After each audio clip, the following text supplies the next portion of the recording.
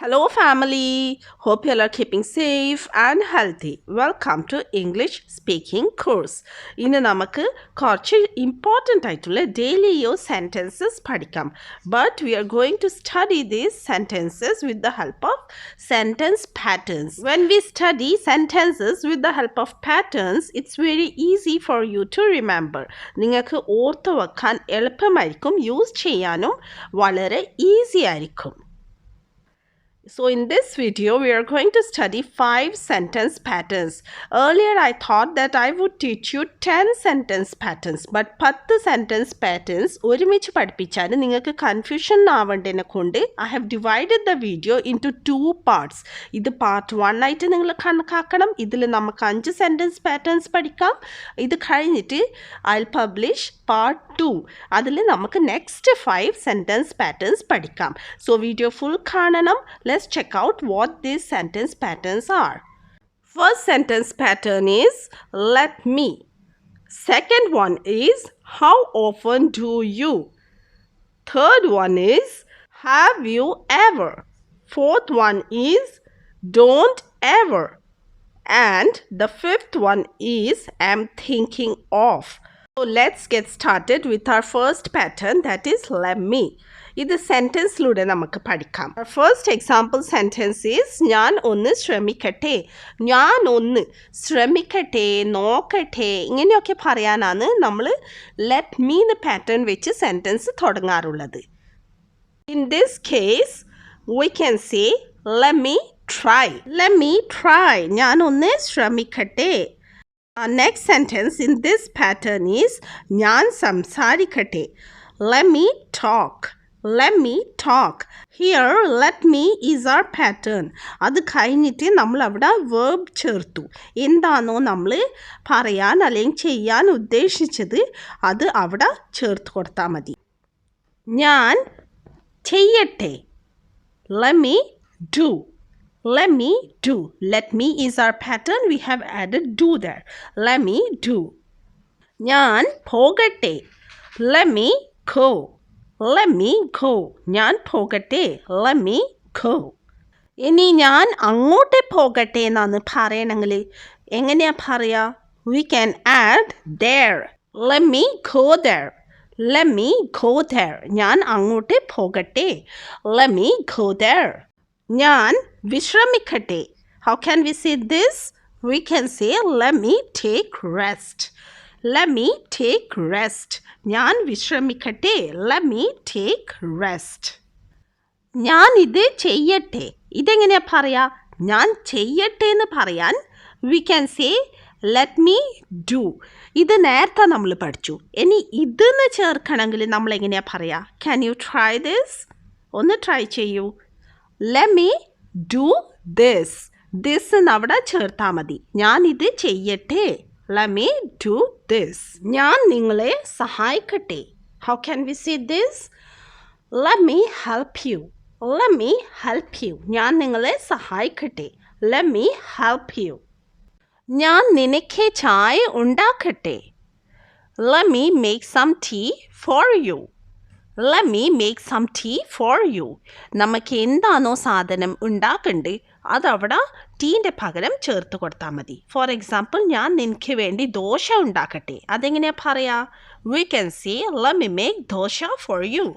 Let me make dosha for you. So I have given you lots and lots of examples to make sentence using the pattern let me. So hope this is clear for you. Now let's move on to our next sentence pattern, which is a question pattern. How often do you? നമുക്ക് നോക്കാം എങ്ങനെ നമുക്ക് ഇത് നമ്മളെ സെൻറ്റൻസസിൽ use ചെയ്യാൻ പറ്റും. ശരിക്കും ഈ പാറ്റേൺ എത്ര തവണ എന്ന് ചോദിക്കാനാണ് നമ്മൾ യൂസ് ചെയ്യാറുള്ളത്. ഫോർ എക്സാമ്പിൾ നിങ്ങൾ എത്ര തവണ അവിടെ പോകാറുണ്ട്? How often do you go there? How often do you go there? നിങ്ങൾ എത്ര തവണ അവിടെ പോകാറുണ്ട്? നമ്മളെ പാറ്റേൺ ആണ് how often do you. നിങ്ങൾ എത്ര തവണ. അത് കഴിഞ്ഞിട്ട് നമുക്ക് എന്താണോ ചോദിക്കേണ്ടത് അതവിടെ ചോദിക്കാം. Let's check out some more examples to make this very clear for you all.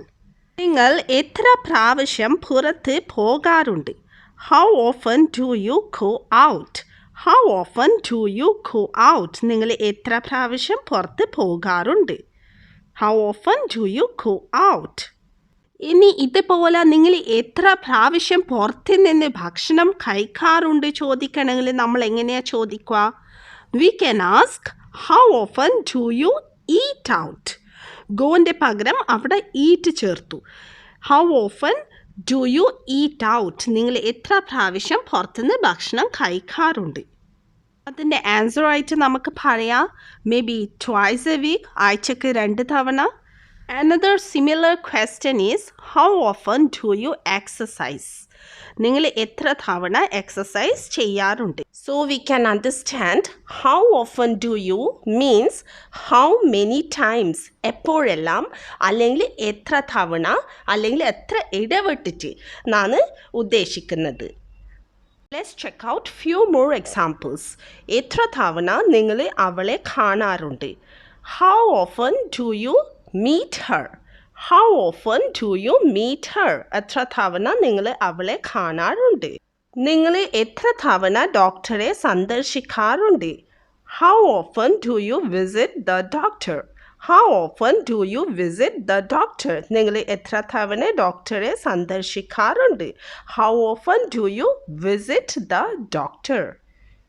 എത്ര തവണ നിങ്ങൾ ബ്യൂട്ടി പാർലറിൽ പോകാറുണ്ട്? How often do you go to the beauty parlor? How often do you go to the beauty parlor? നിങ്ങൾ എത്ര തവണ beauty പാർലറിൽ പോകാറുണ്ട്? So hope this pattern is clear.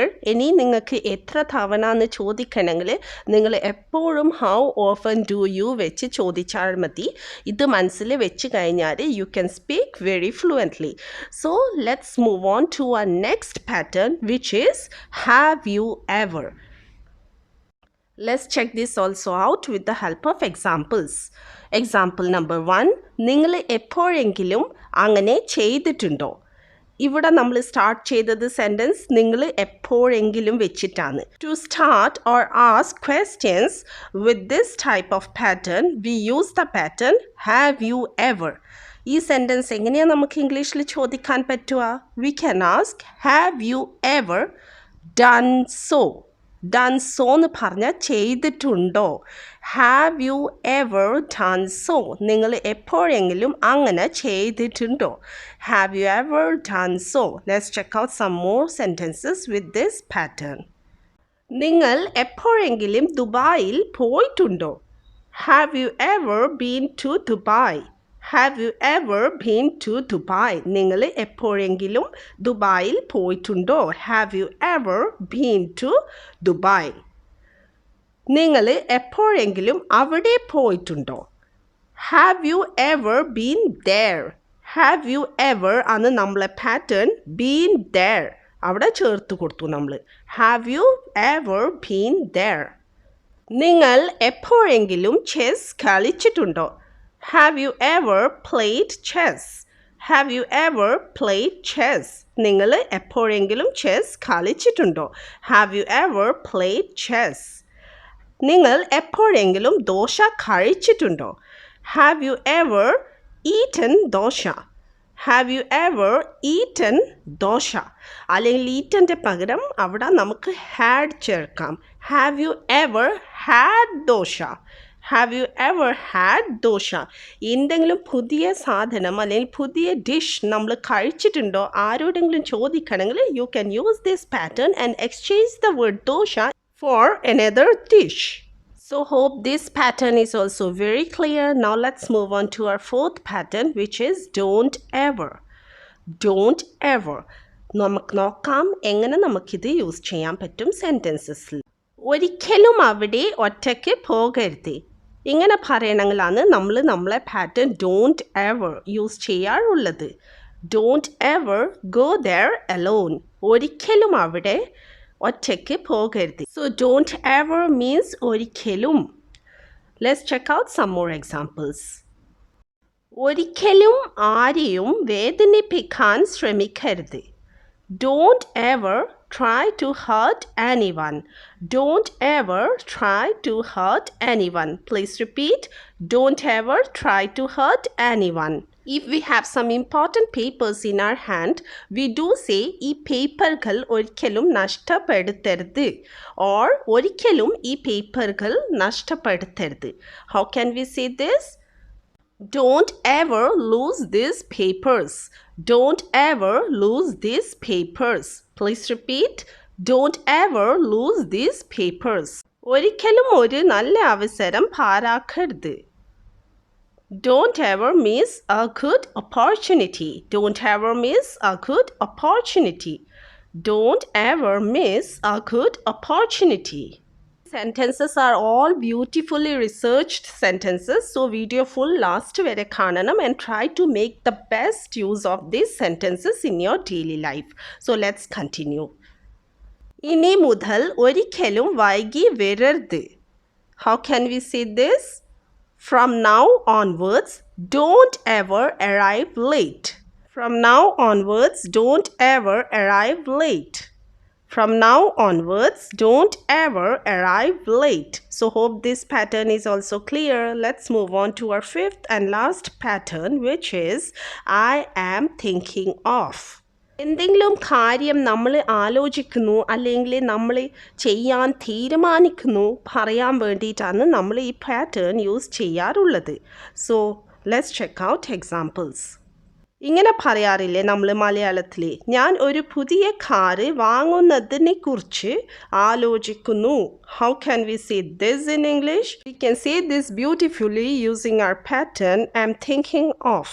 I'm thinking of buying a new car. I'm thinking of buying a new car. ഞാൻ ദുബായിലേക്ക് യാത്ര ചെയ്യാൻ ആലോചിക്കുന്നു. That means I am planning. How can we say? I'm thinking of traveling to Dubai.